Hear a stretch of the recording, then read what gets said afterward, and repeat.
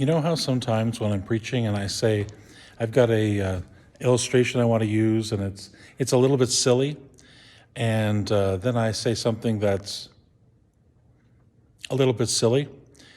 I'm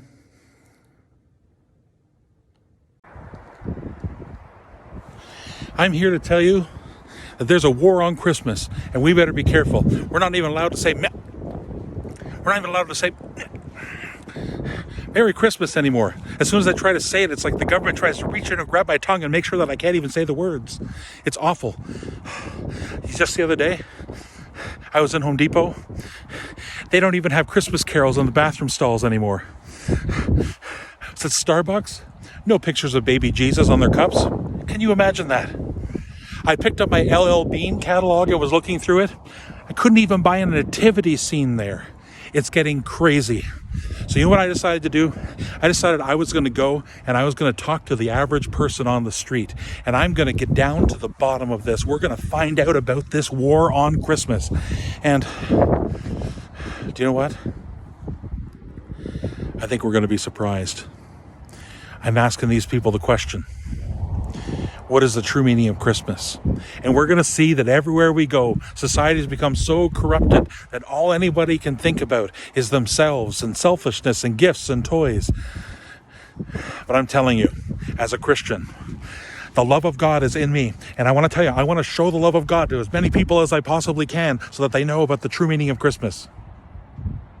So without any further ado, here's my interview with the average person on the street. All right, Mr. Peanut Butter Man, if that's what your real name is, I want to ask you a question, see if you can give me an answer. Okay. The question is, what is the true meaning of Christmas? Jesus' birth. Okay, fine.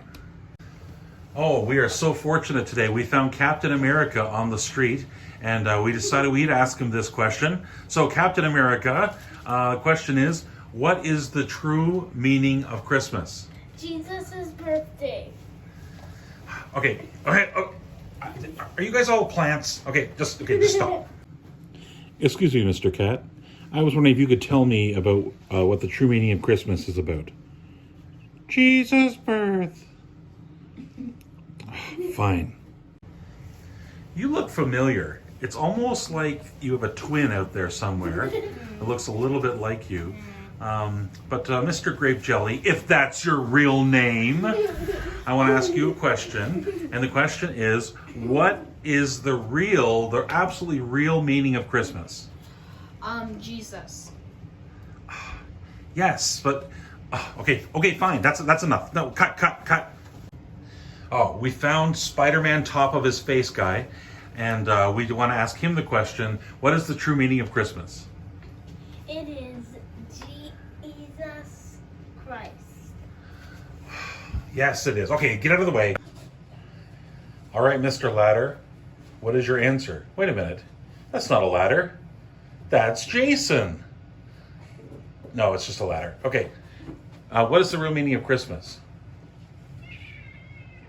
Not talking, are you? We'll come back to you. Okay, we have our parents couldn't afford a good costume pretending to be a ghost blanket on the head boy. Anyways, I'm going to ask you, this random stranger we've run into, what is the true meaning of Christmas? Jesus Christ's birth. Fine. Okay, fine. We have found some real stars as we've been on this journey trying to find the true meaning of Christmas. And we came across Darth Vader. I know he's usually quite busy this time of year, but we asked him the same question. The question is, what is the true meaning of Christmas?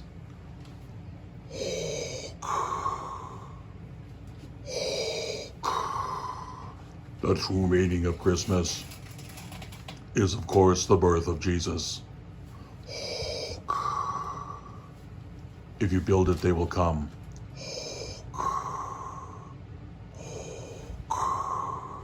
I am your father. All right, Invisible Boy, we want to ask you the same question. What is the real meaning of Christmas? Well, let me think about it for a little while. I think I'm going to say It's clear to me. I'm going to say Jesus' birthday. Thank you, invisible boy. Are you ready to talk yet? Still not speaking? All right, we'll come back again. We ran into the Hulk on our way. This is a Hulk with a snake. And we wanted to ask him the same question. What is the true meaning of Christmas? We celebrate Jesus' birth. Okay, fine. All right, Optimus Prime, we got the same question for you. What is the real meaning of Christmas? Jesus' birth. Okay, fine. Okay, Bumblebee, what is your answer?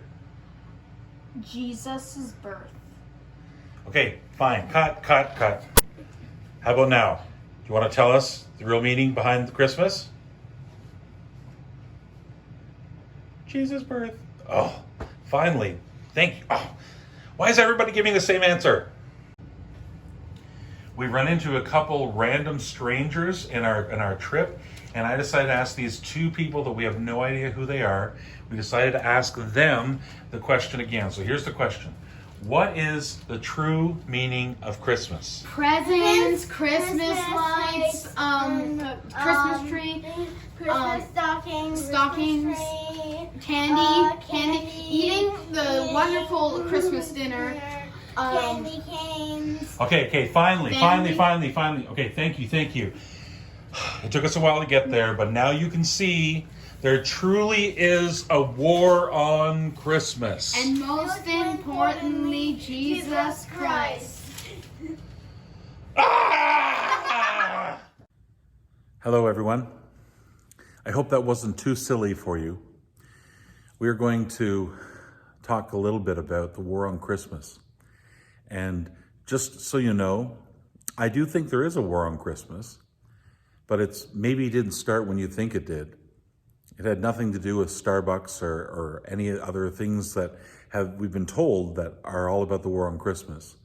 The fact is the war on Christmas started all the way back when Jesus was born. In fact, when Jesus was born, King Herod was so upset that this boy could have been born into his kingdom, this one who was going to be the future King of Kings, that he actually issued a decree that every child under the age of 2, every male child under the age of 2 would be killed. That's a war on Christmas. That's the enemy trying to do everything he can to eliminate Jesus, to eliminate him and to eliminate the entire Christmas story from history.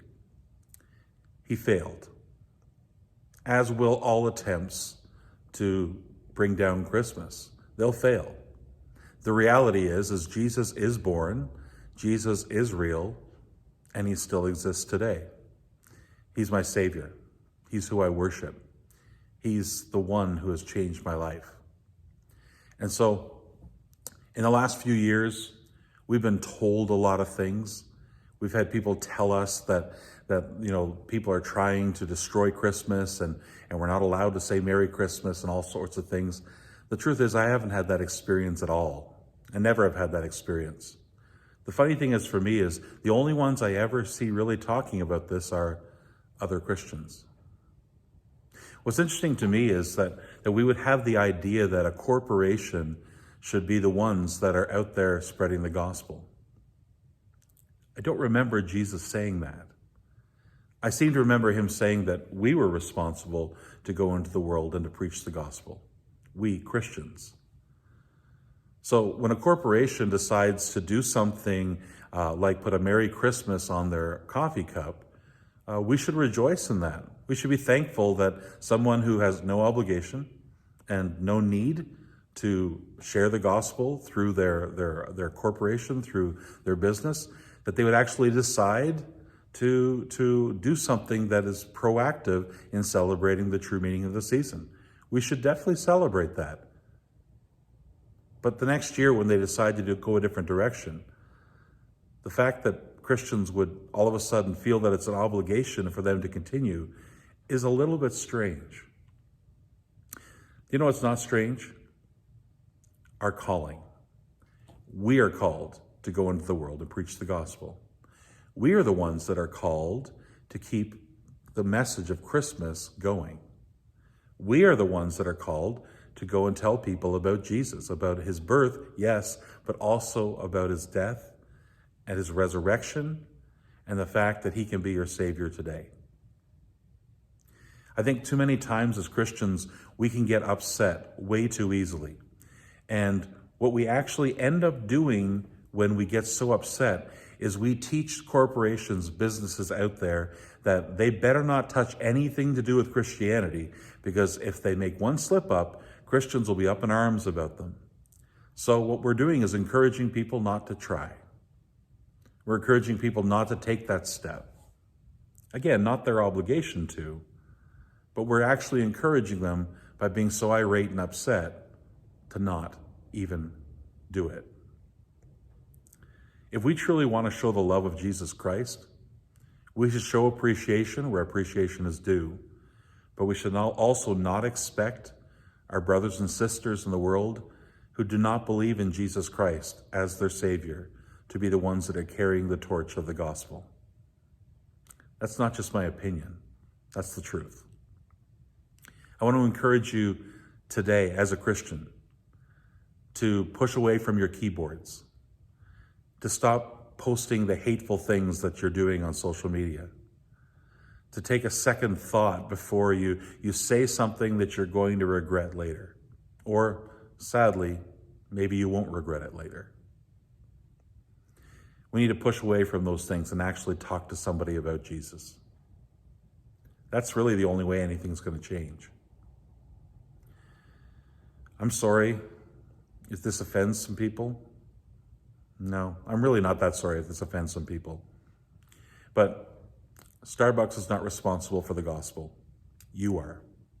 And so, with that, yeah, there's a war on Christmas. But maybe we as Christians are the ones stirring it up. And maybe we as Christians are the ones that need to talk about the peace that came through Jesus. This has been Pastor Kirk, signing off. Happy War on Christmas. Merry Christmas. Happy holidays. Season's greetings. Feliz Navidad. Joyeux Noel. Happy Festivus. I can't think of any more.